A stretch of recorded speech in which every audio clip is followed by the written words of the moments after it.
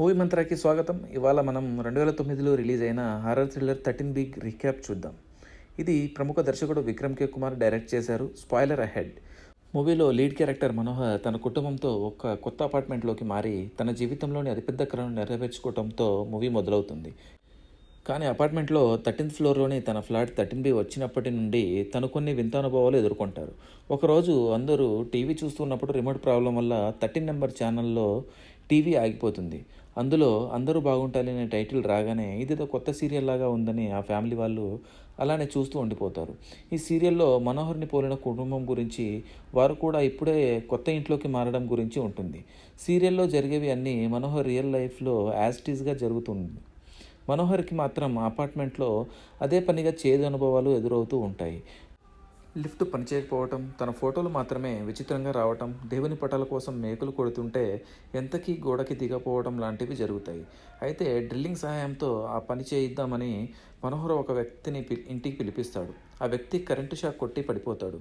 ఎప్పుడూ ఇలా జరగలేదని ఒకసారి పవర్ టెస్ట్ చేయమని చెప్పి అతను వెళ్ళిపోతాడు. కట్ చేస్తే టీవీ సీరియల్లో ఒక చిన్న సీన్ వస్తుంది. అందులో అన్నయ్యకి ప్రమోషన్ వచ్చినట్టు సీన్ ఉంటుంది.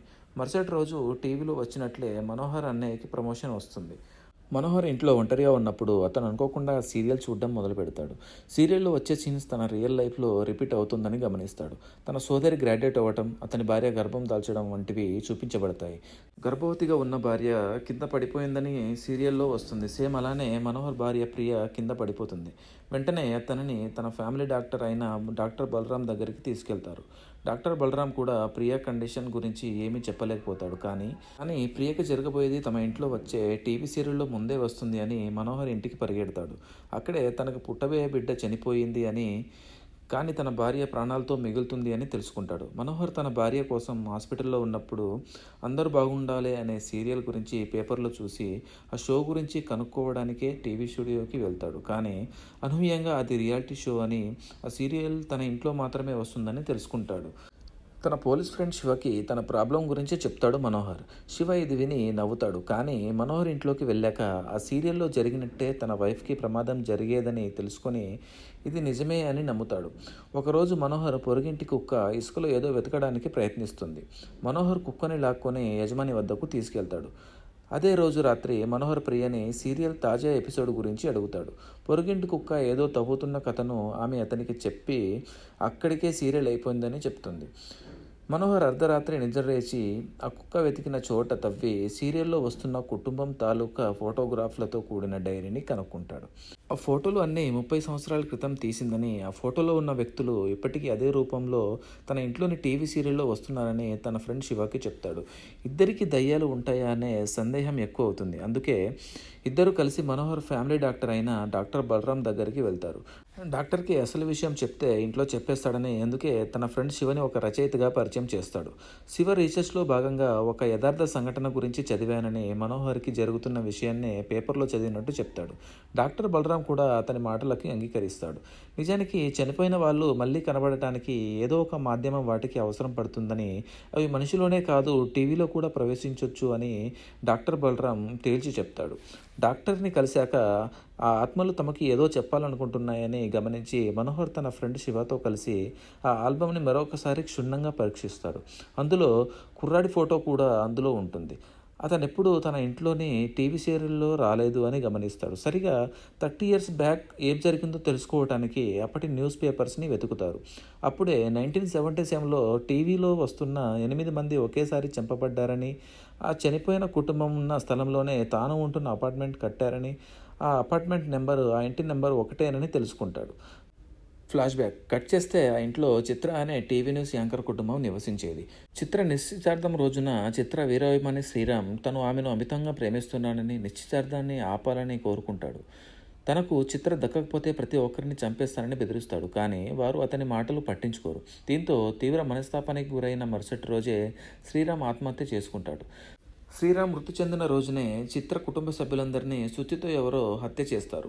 అదే ఇంట్లో సుత్తితో కనిపించిన కారణంగా కుటుంబంలోని మతి స్థిమితం లేని చిత్ర తమ్ముడు అశోక్పై కేసు నమోదు చేస్తారు పోలీసులు. విచిత్రంగా ఈ కేసు దర్యాప్తు చేస్తున్న పోలీసు అధికారి కూడా అదే ఇంట్లో ఉరివేసుకుని ఆత్మహత్యకు పాల్పడతాడు. 13B మిస్టరీ తెలుసుకున్న మనోహర్ మరియు అతని పోలీస్ ఫ్రెండ్ శివ ఆ మతిస్థిమితం లేని అశోక్ని కలుస్తారు. అతనిలో ఎటువంటి మార్పు ఉండదు. అలానే హత్య జరిగినప్పుడు యాంకర్ చిత్రని పెళ్లి చేసుకోబోయిన రామచందర్ను కలుస్తారు.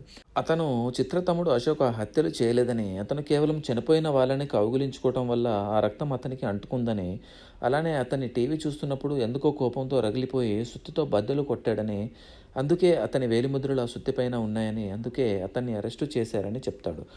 మనోహర్ శివ తిరుగు ప్రయాణంలో మనోహర్ తన భార్యకు కాల్ చేసి వాళ్ళ ఎపిసోడ్లో ఏం జరిగిందో కనుక్కుంటాడు.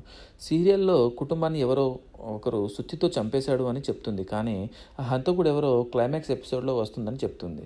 మనోహర్ ఇంట్లో ఉన్నప్పుడు ఏవేవో పీడకలు వచ్చి షాక్తో లేస్తాడు. అదే టైంకి హాల్లో సీరియల్ రన్ అవుతుండడం చూస్తాడు.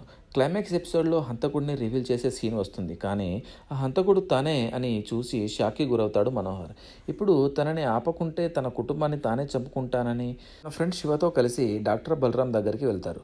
అప్పుడే మనోహర్ తన ఫ్యామిలీకి ఫ్లైట్ టికెట్స్ బుక్ చేసి ఎక్కడైనా పంపమని డాక్టర్ని కోరాడు. అలానే అతనికి ఒక రూమ్లో బంధించమని, ఎట్టి పరిస్థితుల్లో డోర్ తీయొద్దని శివకి చెప్తాడు. ప్లాన్ ప్రకారం మనోహర్ని ఒక రూమ్లో ఉంచి బయట నుంచి శివ డోర్ లాక్ చేస్తాడు. కొద్దిసేపు అయ్యాక మనోహర్కి ఆ సీరియల్లో హత్య చేసిన వ్యక్తి సుత్తి తన చేతిలో ఉన్న సుత్తి వేరువేరని గమనిస్తాడు. అదే విషయం శివకు చెప్తే అతడు ఇంతకీ కన్విన్స్ అవ్వడు. మనోహర్ ఎలా అయినా బయటికి వెళ్ళాలనే ప్రయత్నంతో అక్కడ బుక్ స్టాల్ని కింద పడేస్తాడు. అప్పుడే కొన్ని న్యూస్ పేపర్స్ని చూస్తాడు. అందులో సీరియల్ నటి కోసం ఆత్మహత్య చేసుకున్న సాయిరామ్ డాక్టర్ బలరాం తమ్ముడని తెలుస్తుంది. అంటే ఆ హత్యలకు ఆ డాక్టర్కి సంబంధం ఉందని అర్థమవుతుంది. తన ఫ్రెండ్ శివకి ఆ న్యూస్ పేపర్ పంపించి అతన్ని కన్విన్స్ చేస్తాడు.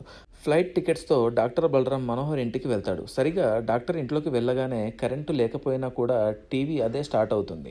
టీవీలో ఆ డాక్టర్ చేత చంపబడిన చిత్ర న్యూస్ చెప్పడం స్టార్ట్ అవుతుంది.